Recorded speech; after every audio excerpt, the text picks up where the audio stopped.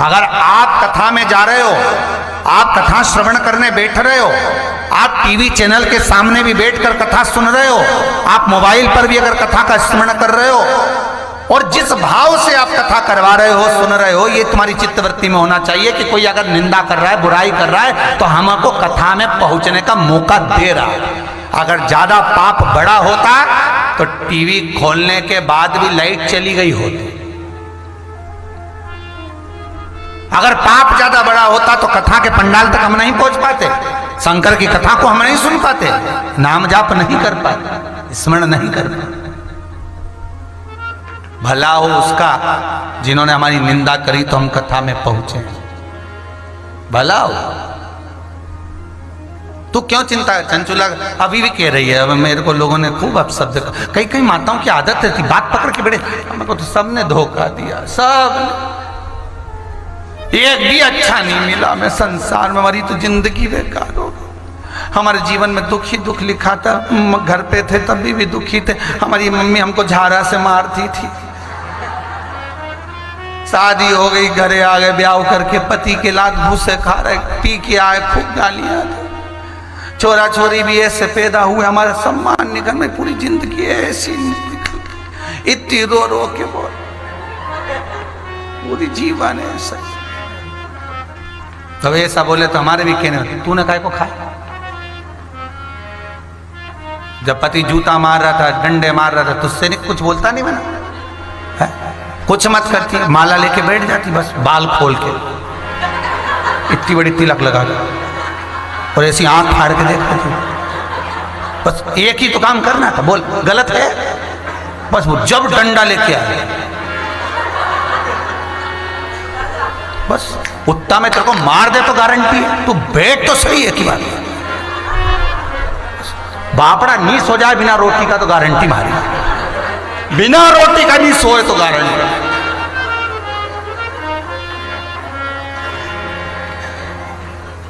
और छोरा छोरी थारे ऊपर हावी हो तू नहीं बन जाए।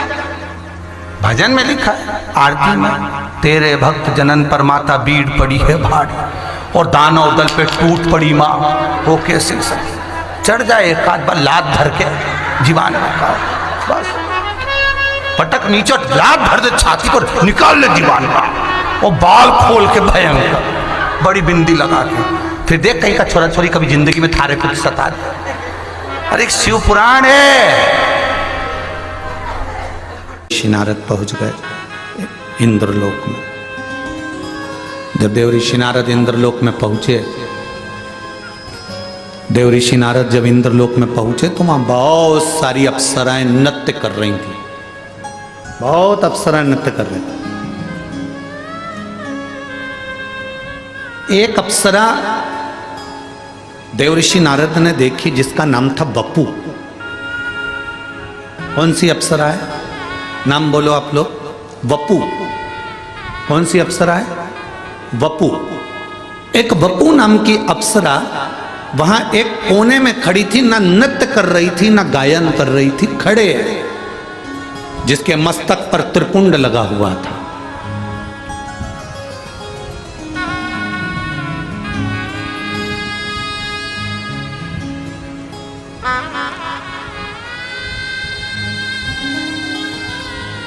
चालीसगांव की कथा में आपको कहा था, दुर्वासा ऋषि मस्तक पर त्रिपुंड धारण कर कर गए थे और नरक में घूमने के लिए गए थे। नरक में कुंभी पाक, नरक में कुंड में उन्होंने झांक लिया था। उनके मस्तक के त्रिपुंड की थोड़ी सी राख भभूति कुंड में गिर गई थी तो नरक में बेकुंठ उत्पन्न हो गया था। वो त्रिपुंड की भभूति में इतना दम था।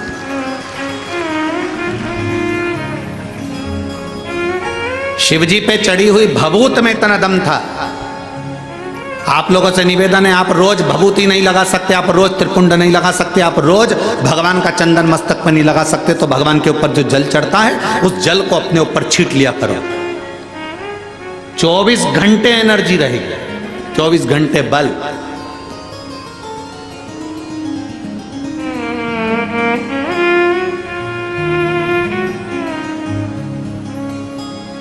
और आज इस व्यासपीठ से कहने में पीछे नहीं हटेंगे हम तो इतना जरूर कहेंगे, अगर कोई व्यक्ति बीमार है, हॉस्पिटल लेकर जा रहे हो, लग रहा है कि इसको बड़ी बीमारी की आशंका है, इसका किडनी लीवर डैमेज हो चुका है, इसको कहीं कैंसर जैसा रोग दिख रहा है, इसके शरीर में कोई ना कोई बड़ी बीमारी डॉक्टर बोल सकता है, तुम्हें लग रहा है कि घबराहट हो रही है, भय लग रहा है कि मैं डॉक्टर को दिखाने नागपुर जा रही हूँ, मैं डॉक्टर को दिखाने के लिए चंद्रपुर जा रही हूँ, मैं डॉक्टर को दिखाने के लिए यवतमाल जा रही हूँ, मैं डॉक्टर को दिखाने के लिए यहाँ जा रही हूँ, और तुम्हें लग रहा है कि कहीं कोई बड़ी बीमारी ना आए, तो हमारा निवेदन है, सबसे पहला काम करना, हॉस्पिटल डॉक्टर को दिखाने से पहले शंकर के मंदिर में जाना, एक लोटा जल समर्पित कर कर आचमन करना, एक बेलपत्री उठाना, तुम खाओ तो ठीक, ना खाओ तो ठीक, उसको पर्स में डालना या जेब में रखना और उसको लेकर हॉस्पिटल तक जाना और कुंदकेश्वर महादेव का नाम लेकर जाना, कभी बड़ी बीमारी नहीं निकल सकती।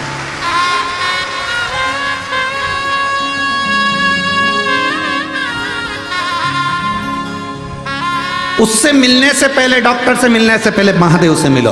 अकाल मृत्यु वो मरे जो काम करे चंडाल का, काल उसका क्या बिगाड़े जो भक्त हो महाकाल का। जो शिव की आराधना करता हो, शंकर से मिलकर गया हो, शिव से मिलकर।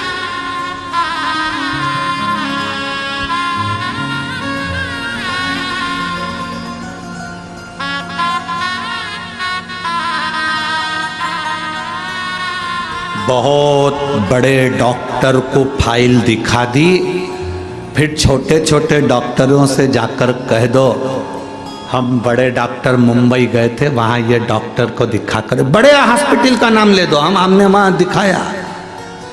फिर छोटे डॉक्टर को दिखाओ, छोटे तुम्हारे गांव के, तुम्हारे शहर के हॉस्पिटल में जाकर दिखाओ, वो फाइल देखते से कह देगा अरे ये तो माँ के हॉस्पिटल की है। फिर वो करेगा जब तुम माँ दिखाया है तो फिर हम थोड़ा बहुत ट्रीटमेंट देख लेते, फिर उसने थोड़ा बहुत ट्रीटमेंट दे दिया। उसी तरह हॉस्पिटल जाने से पहले तुम जब शिवालय तक चले जाते हो, शंकर के मंदिर चले जाते हो, बड़े डॉक्टर से मिल लेते हो। इससे बड़ा डॉक्टर कौन होगा, तुम ईमानदारी से बोलो, जो अपने ससुर का सिर काटकर बकरे का मुंह लगा दे। कितनी जोरदार प्लास्टिक सर्जरी है।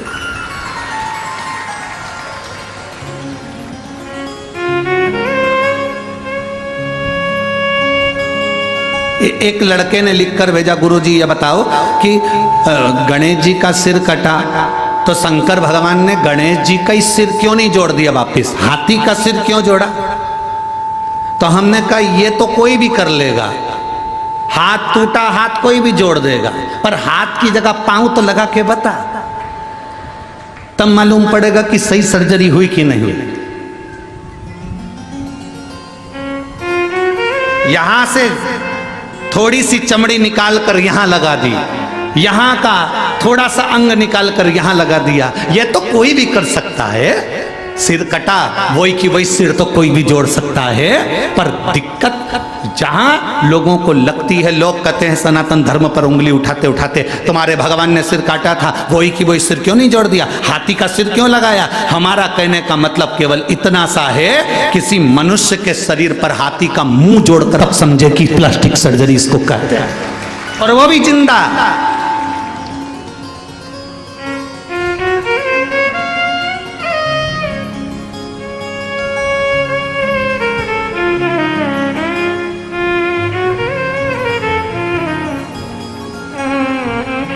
एक व्यक्ति ने हमसे कहा, गुरुजी देखो तुम्हारे सनातन धर्म में, तुम्हारे हिंदू धर्म में कितनी सारी पुराण हैं, कितने सारे वेद हैं, कितने सारे शास्त्र हैं, कितने सारे ग्रंथ हैं, और हमारे धर्म में केवल एक, बाकी के जितने धर्म सब में एक पुस्तक, एक ग्रंथ, एक किताब है, और तुम्हारी इतनी किताब। हमने उनसे कहा हम पूरी लाइब्रेरी लेकर चलते हैं, क्योंकि हम सनातन हिंदू हैं, पूरी लाइब्रेरी लेकर चलते हैं। साथ में होना चाहिए, लाइब्रेरी हमारी है। एक पुस्तक टांग कर क्या करें, लाइब्रेरी हमारी है। हम विष्णु पुराण भी पढ़ते हैं, हम गर्ग संहिता भी पढ़ते हैं, तो हम सब कुछ पढ़ते हैं, कोई चीज नहीं छोड़ते, कोई चीज क्या छोड़े। तुम्हारे हाथ में किसी संत की पुस्तक आ जाए तो उसको भी पढ़ो, किसी वेद पुराण शास्त्र ग्रंथ जो आया उसका अध्ययन होना चाहिए, उसका अध्ययन हो।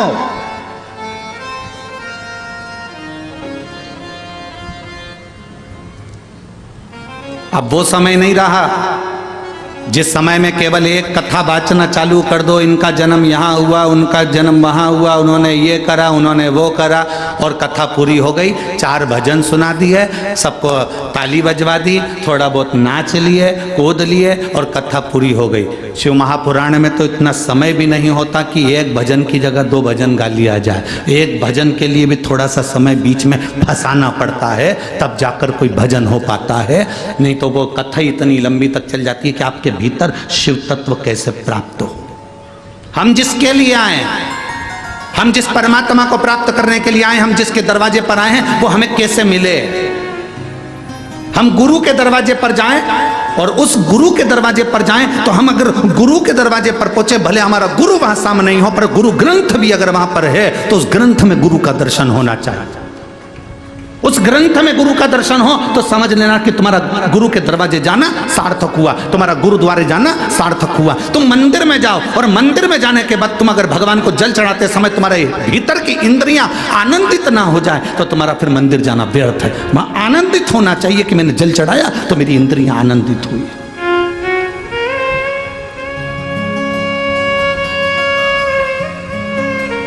बपू खड़ी है, इंद्रलोक की सारी अप्सराओं में अलग खड़ी है, सिर पे त्रिपुंड लगा हुआ है, चंदन का तिलक लगाया हुआ, कंकु का तिलक लगाया हुआ, सिर पर थोड़ा सा तिलक लगाया हुआ व्यक्ति अलग दिख जाता है। पूरी ट्रेन में, ट्रेन के अंदर लोग चढ़े हुए हैं, और अगर आप तिलक लगाकर चढ़ गए हो तो यह पक्का है कोई ना कोई तुमको ऐसा मिल जाएगा जो थोड़ी सी जगह देकर सीट पर बिठाई देगा। तिलक का यह फर्क पड़ता है।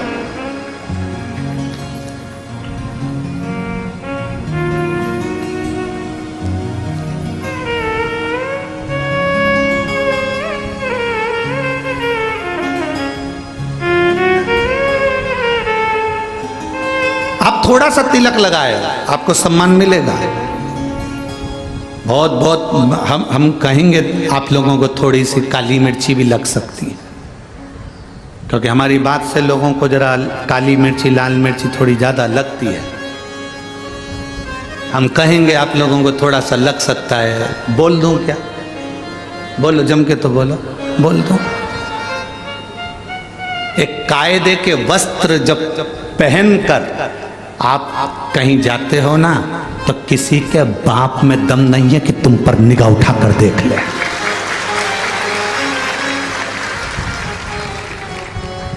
जब वस्त्र कायदे का नहीं होता तो लोग फायदा उठाते हैं।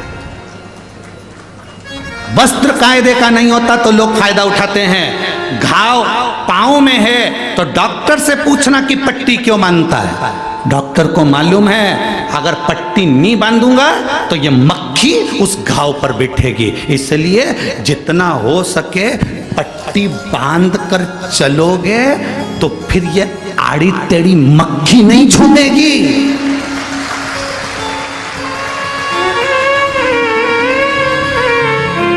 मक्खी झूमती तब है जब घाव दिखते हैं, जब हमारा शरीर नजर आता है।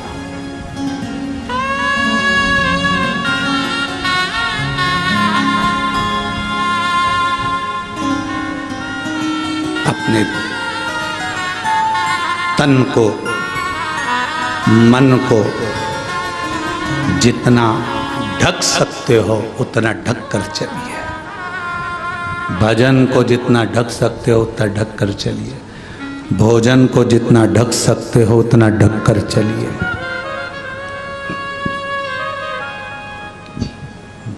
भजन